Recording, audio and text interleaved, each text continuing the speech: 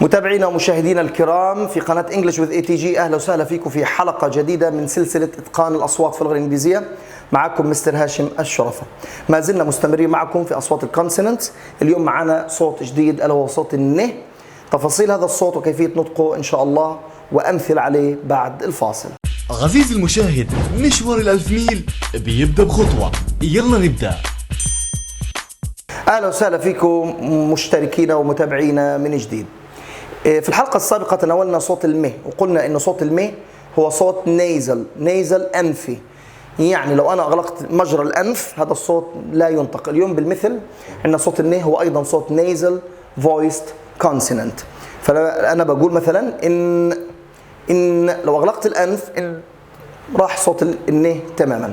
هذا الصوت ممكن نلاقيه في بداية ووسط ونهاية الكلمة، مثل كلمة sun, no, never.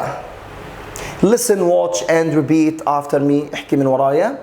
sun, no, never. نبحث عن كلمات أكثر في القاموس فيها صوت النه، وفيها أيضا من خلالها نراجع الأصوات السابقة ونطلع على الرسم الصوتي، نجيب كلمات احنا بنعرف نطقها الصحيح مثلا، نحاول نكتب الرسم الصوتي ونتأكد بعد ذلك نطابقه مع الرسم الصوتي الموجود أمام الكلمة في القاموس، هل هو صحيح أم لا، وبالمرة نراجع الأصوات السابقة. بتمنى تكونوا استفدتم من حلقتنا هذا اليوم. شكرا لمتابعتكم وإلى اللقاء.